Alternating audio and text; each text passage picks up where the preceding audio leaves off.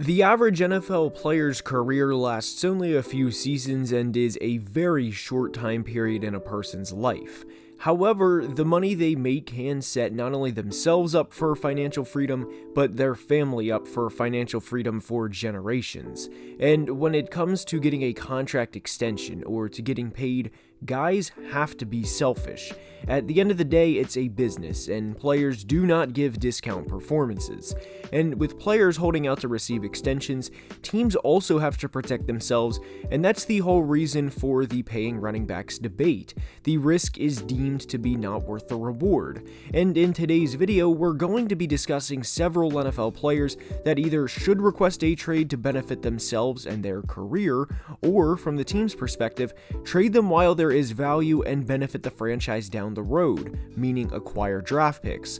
There is a lot to dive into in today's video, but before we get started, I wanted to talk to you guys about Pickett. With all of the gambling apps we have from FanDuel, DraftKings, Barstool, and even the ones on a player prop basis like Prize Picks and Underdog, Pickett is an app that brings all of these together.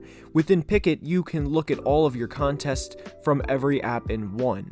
You don't have to switch between apps when Pickett has them all in one place.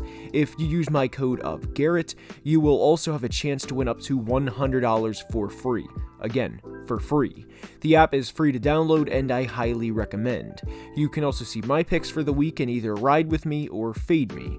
And once again, if you download the Pickett app and use code Garrett, you will have a chance to win up to $100 for free. A big thank you to Pickett for sponsoring today's video, and now we dive into players that could be traded this season. And we are starting today's video with DJ Moore of the Carolina Panthers. DJ has been a successful receiver over the course of his career since being drafted back in 2018. He is working on 3 straight, not just 1,000-yard seasons, but 3 straight 1,100-yard seasons. And unless something seriously changes before the end of the year, it will end at 3, and DJ will have to start the streak over at the beginning of next season. DJ hasn't had great quarterback play throughout his career, even when he's been at his best, but this is truly the lowest of lows for him. Baker Mayfield hasn't been even average as a quarterback and has been downright bad. And now if you're Matt Rule or whoever may take over for Matt Rule if he's fired mid-season, do you start Baker or Sam Darnold for the rest of the year? And if you're DJ Moore, sure, you're getting paid a good chunk of change, but how demoralizing is it to know you are amongst the best in the NFL at what you do, and to be 25 years old and to have worked your whole life to get here, only for your NFL career to be in some ways thrown away, at the moment at least. Current Cardinals receiver Marquise Brown was very private about his trade requests with the Ravens, and I hope DJ is doing the same thing with Carolina at the moment, because this is bad. Baker is currently ahead of only Justin Fields in completion percentage and is completing passes at a 54.7% rate, which again is woeful. This isn't just pick a good receiver on a bad team either, because we could have chose several different receivers across the league. I think DJ is the most accomplished from a personal standpoint out of any receiver in the NFL that is currently being underused. One of the few positive things I can say is they did target him more in week 4 versus the first 3 games, which didn't take much, but at least that is something positive to say. DJ had just 7 catches in the first 3, and in week 4 had a 6 for 50 stat line. Still not acceptable, as Baker has to be better and try and drive the football downfield to DJ, but 6 receptions in 1 game is miles better than 7 in 3 that he had to start the 2022 season. And DJ having 7 receptions in 3 games is unacceptable, period. And the Panthers, at the moment at least, are wasting his career away. From Charlotte we go the whole way across the country to Arizona to discuss linebacker Isaiah Simmons. Simmons was drafted in the top 10 of the 2020 draft once upon a time and has not panned out the way the Cardinals envisioned.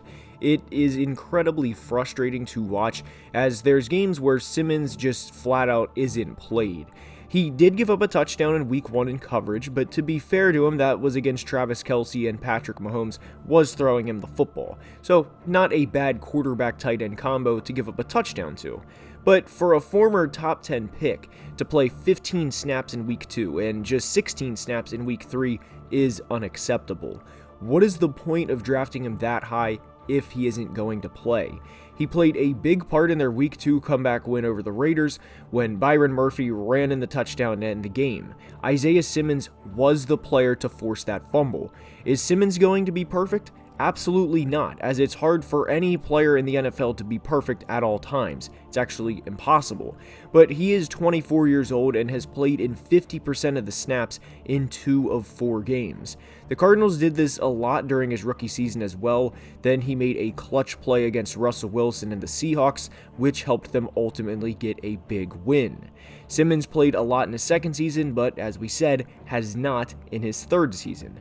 With all of the trades we see now, and I don't necessarily mean the Stafford for Goff and 2 first-round pick trades, I mean the Jalen Reagor and a 7th-round pick for a 6th-round pick type trades, I strongly encourage a contending team to make this type of trade for Simmons, and it doesn't have to be Simmons in a 7th specifically for just a 6th-round pick. He has the height, weight, and speed combination that coaches dream about, and the Cardinals are currently a train wreck. I am under the belief general manager Steve Keim will be fired at the end of the 2022 season, as I don't think they are going to make the playoffs this year.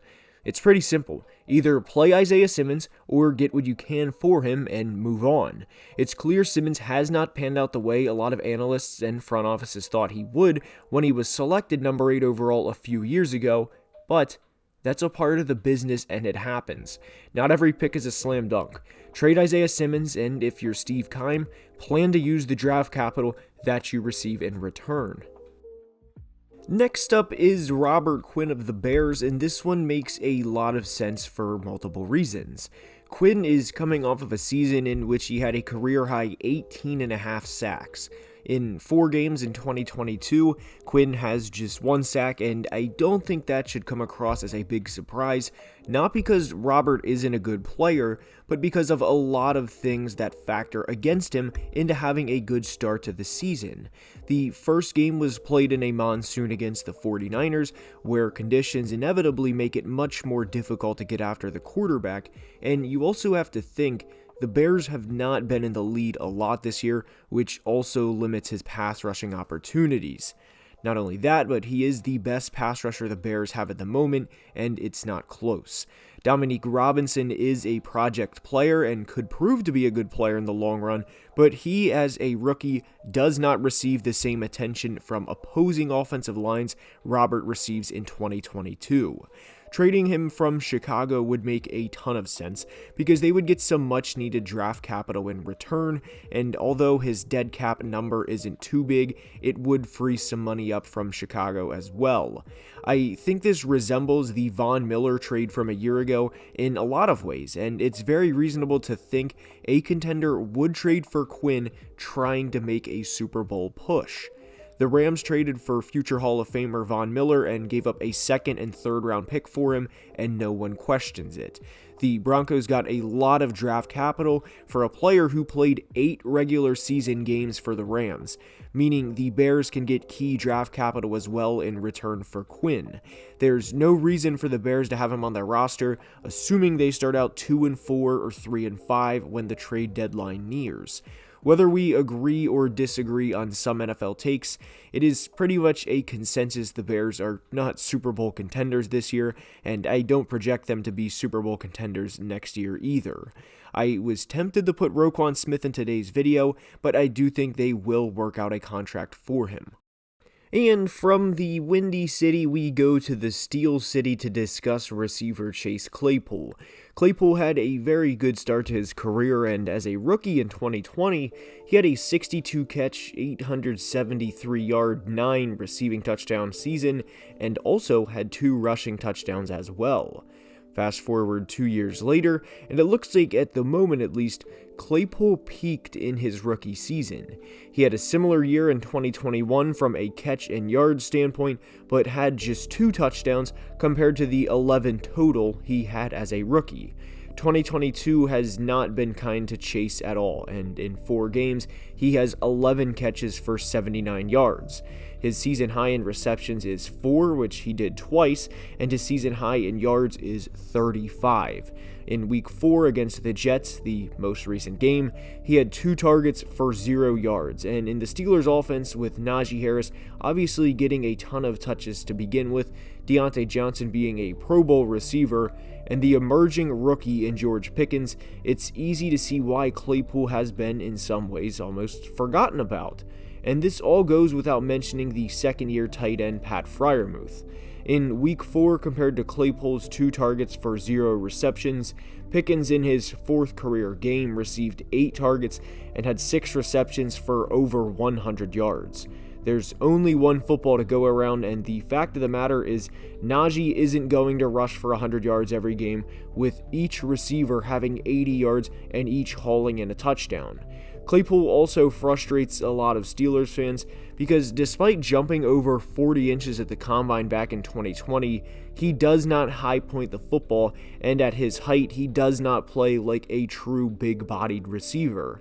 Given Claypool is 6'4", 230, it's not unreasonable for Steelers fans to want him to play like a Mike Evans light type player, given his body type and how much of a mismatch he brings to the table from a physical standpoint, but he doesn't.